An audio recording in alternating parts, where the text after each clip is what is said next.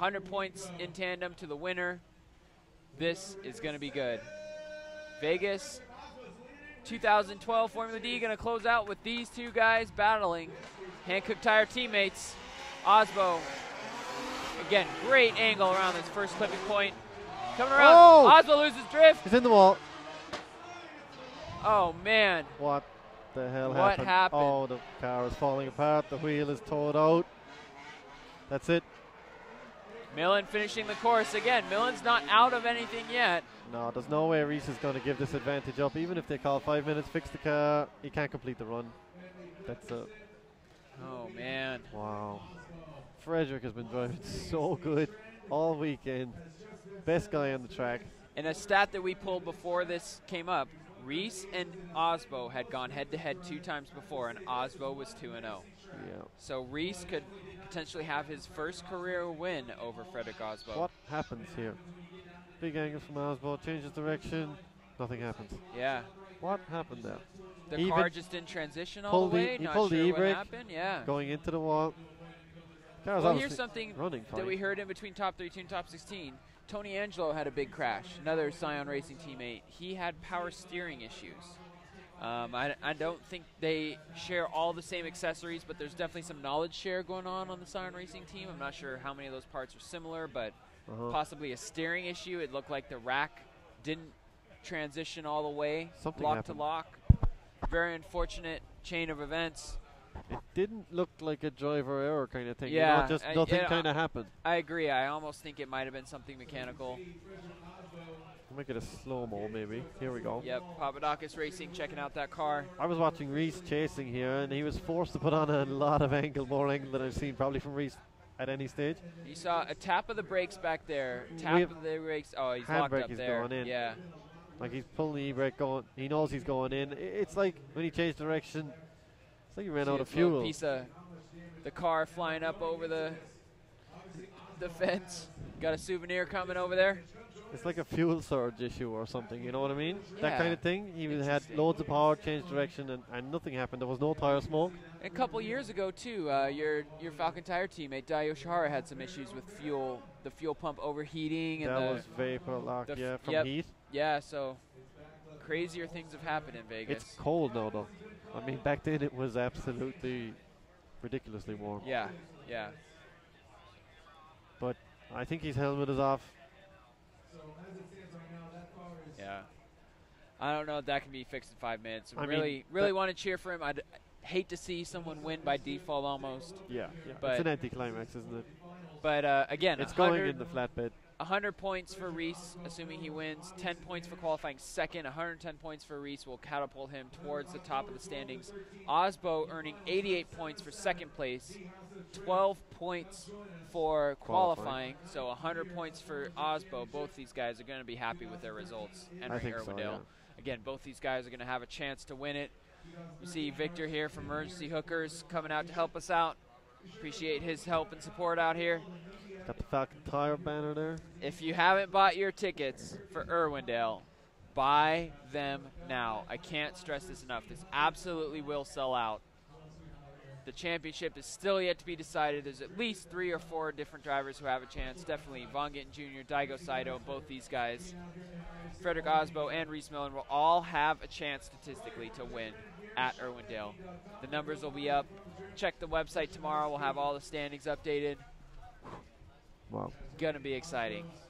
So doesn't he get 5 minutes from when they get it back to the pits? 5 minutes from when the car hits the ground in the pits and the team can work on it. It's an interesting rule, you know. I mean, yeah. Loading it onto the flatbed right now. It's good. It's good in the sense that the team doesn't lose time due to transport back and forth. They'll have 5 minutes of working time to get back to. It's interesting if he just, you know, he hit the wall and then he drifted again through the right-hander, and when he got round the right-hander, he just called it. Now, whether he backed out and said, right, this thing is definitely done, or it I don't know, stopped again. It looked like it stopped in the middle of the corner, you know? Yeah. Have we got transmission trouble again? Did it go out of gear there? Didn't that happen in New Jersey? Yeah. Again, thanks for tuning in. FormulaD.com/live. Buy your tickets. FormulaD.com for Irwindale. shopfd.com for some free swag. We are going to go to a quick commercial. We'll have the winner for you after a quick break. Stay tuned.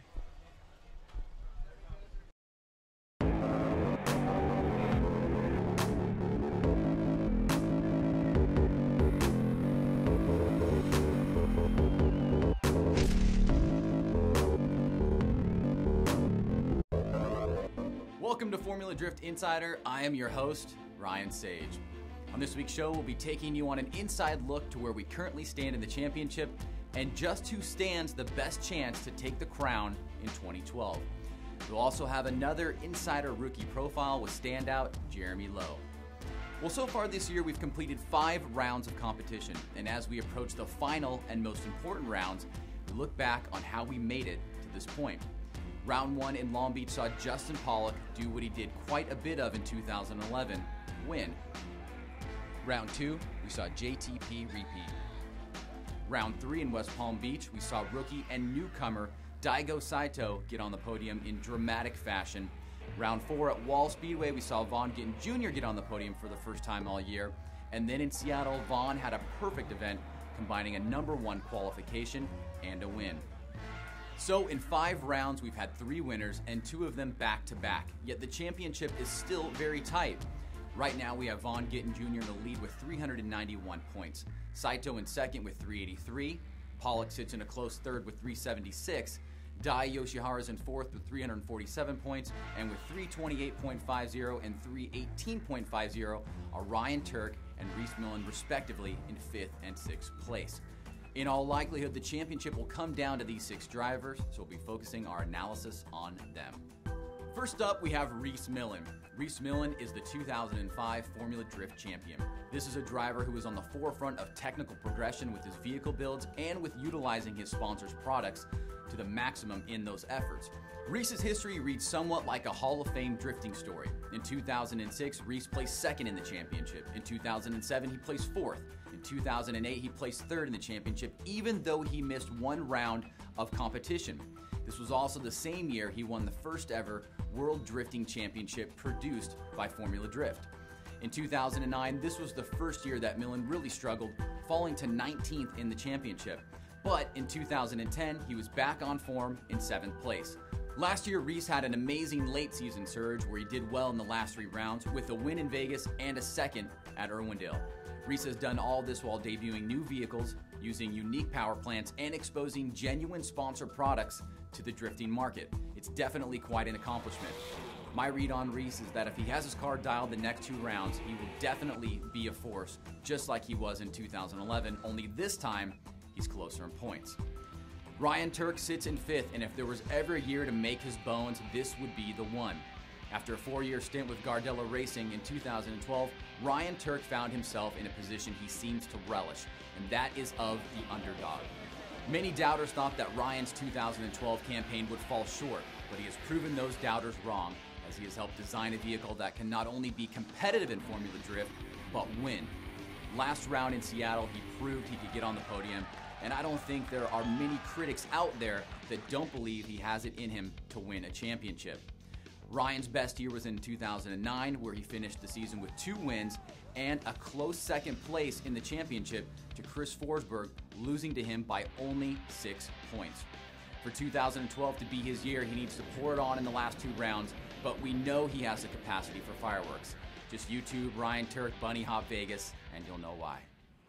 After a tough Seattle event, Daijiro Yoshihara is sitting in 4th place. Always one for the dramatic, even if unintentional, Dai put all his fans through an emotional ringer as he seemingly won and lost the championship last year, and then won it again due to an incredible performance by Tyler McQuarrie. Dai has always been a contestant for the crown, with his only real off year in 2009, where he placed 11th. With his title last year and his pretty consistent performance this year with 2 podium finishes, there is no doubt he can win again. Against the top 2 drivers right now, Dai has a win percentage of 80, with 8 wins to 2 over leader Vaughn Gittin Jr., and he is also undefeated against Daigo Saito. These seem to be pretty important stats going into the final 2 rounds if Dai can get in the zone once again. Number 3 is Justin Pollock. JTP of recent, it seems, is almost destined for a championship. The question is whether or not it'll be in 2012. He could have locked it up last year after Dai went out in the top 16 at Irwindale, and he always seems to be in podium contention at every event. He was able to dominate his Mustang teammate Vaughn Gittin Jr. early in 2011, but Vaughn got him back, taking 2 wins away from Justin in their 6 total matchups. JTP has a win percentage of 67% and an event podium percentage of 21% in his history in Formula Drift. For Vegas, JTP beat Vaughn the last time they met there, and against Saito, JTP has only matched him once and lost in controversial fashion in West Palm Beach this year. Overall, Justin has what it takes to win. He's been all the way to the finish line once, and he's in striking distance again. If he can focus in on what he's capable of doing, he has shown he can get past the best. Our current second place in points is Daigo Saito, and what a year he has had. After making probably the loudest splash in the FD pond in recent years, he is sitting within just a few points of leader Vaughn Gittin Jr.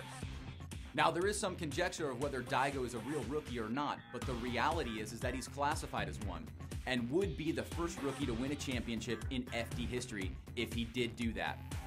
This year, what we've seen from him amounts to an incredible car build and one of the rawest pure drifting talents, combined with finding his way in the series. He's been criticized for his unique driving style and was caught up in that dust-up with JTP, but make no mistake about it, he is arguably one of the best drifters in the world, and if he wins the championship this year, I think you could say he is the best. He has one event win under his belt, but a 77% kill rate on head-to-head battles. But with the last few years of the championship coming down to just a few points, Daigo needs to improve his qualifying. He has only qualified as high as 12th this year. If he can improve that in the next 2 rounds and stay near the podium, it's going to be close. One guy who can win and qualify high is 2010 champ Vaughn Gittin Jr. Vaughn's story this year has been one of revival. After one of the most dominating years in 2010 with 6 podium finishes, Vaughn had an off year in 2011, finishing 11th with only 1 podium and a disastrous Long Beach where he failed to qualify. In 2012, he started off that way again, getting knocked out in the top 32 in Long Beach, and then some less than stellar performances in early rounds. But what Vaughn has done quietly is master the qualifying technique. And while rounds 1 through 3 were less than what we'd expect from Vaughn, he's made it up with over 52 qualifying points year to date. So when the opportunity struck for Vaughn, he seized it with back-to-back wins and the lead in the championship.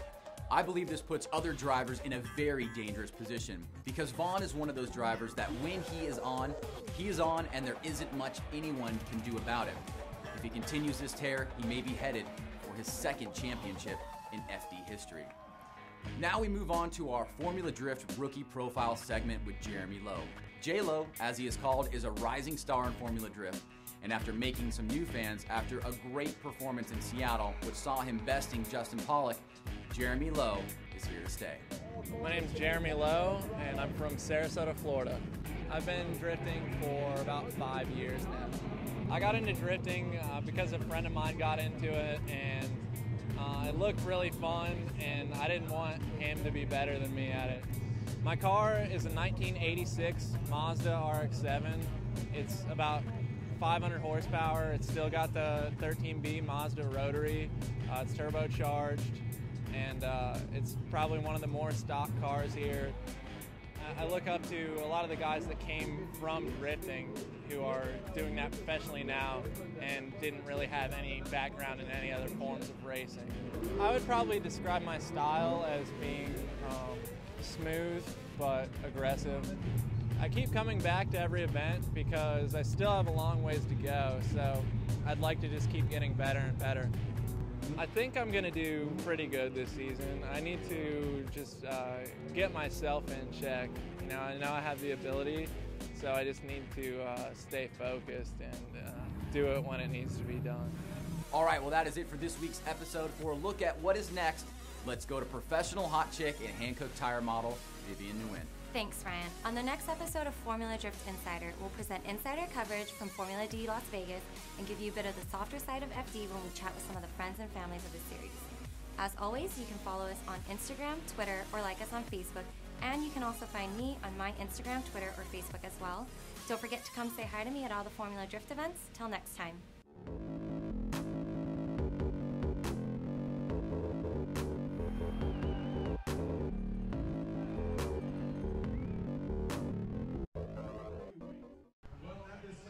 So we're coming back, Formula D Drift Stream. Thanks for tuning in.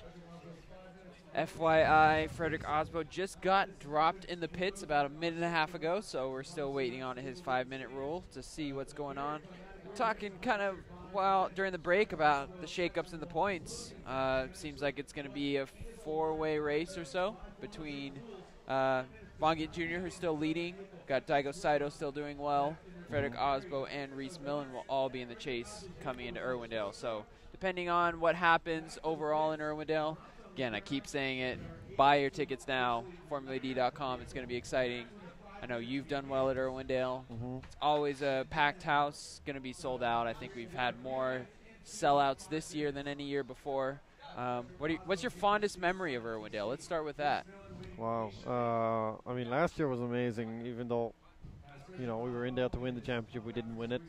But it was just the commitment involved to try and win that event. You know, I got into a situation last year where I was a little bit like behind maybe on the car setup and didn't have as much forward body as a lot of people, so kind of took the tactic to try and drag people into the fence on the inside turn, and it worked out pretty good. But you're playing with fire at that stage, you know, and I ran out of luck. But you know, things had to be done at that stage. I guess I was in 4th place coming in, however many points off top, but there was nothing in it, and I had the opportunity to just go and attack. You know, we said 3 guys ahead of me, probably 1st and 2nd, were being a little bit conservative. You see, Dai wasn't really pushing hard, and it kind of bit him in the end. Got knocked out a little early last year, so. Whereas I kind of took it as, okay, if I don't go far, I'm 4th. If I go all out, try and win this thing, well, then we can chance of being the champion. So I just went for it, gave it all I had, and it was the most entertaining stuff I've ever seen. You know, it was. I know that we were talking about it too. The calculator is going to be burning the midnight oil all through September. We saw Jim Lau checking the stats and the points a little bit earlier today. You know, again, 100 points on the line to the winner. Looks like it's probably going to go to Rhys Millen. 88 points to 2nd place for probably Fredric Aasbo.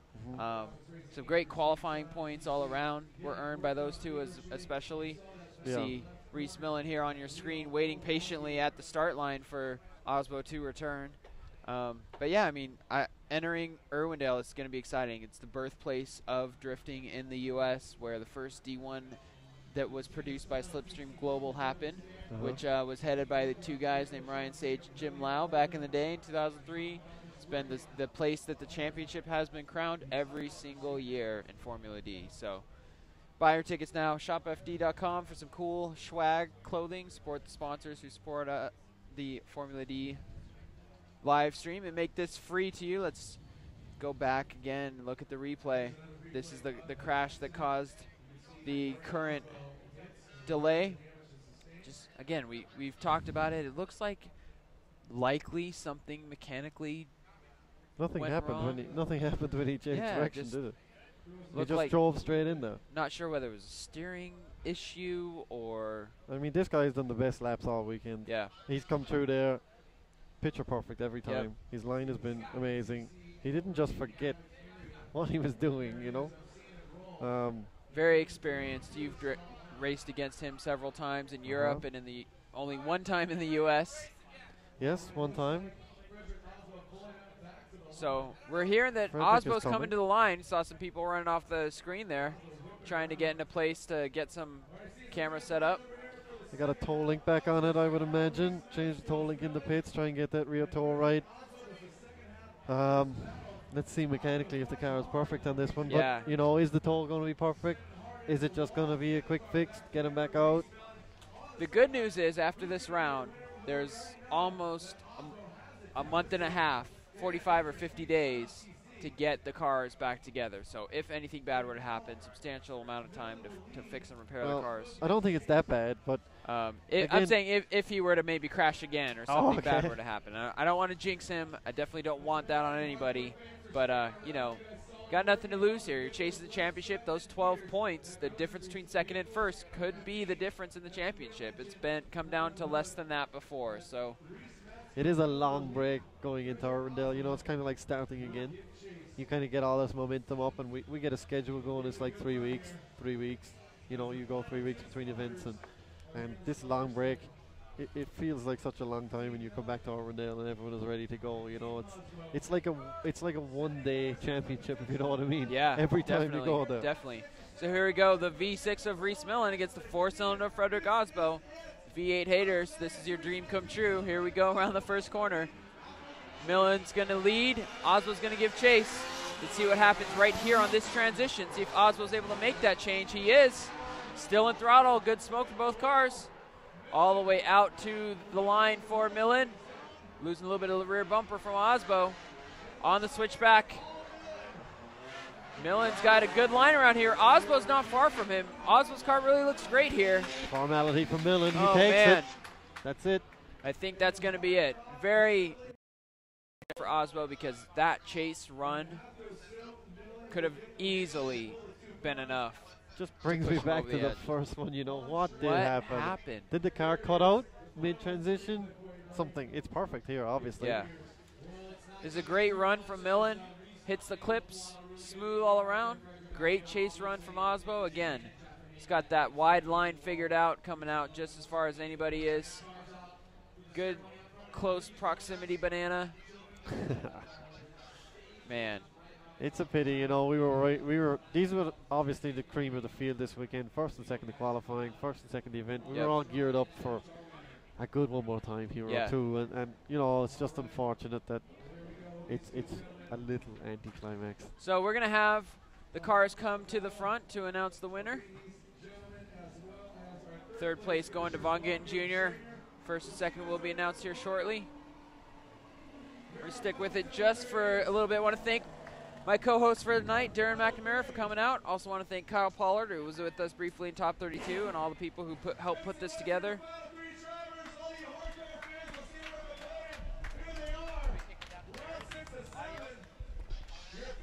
So I think we're going to kick it down to Jared, who's going to make the announcement for the winners.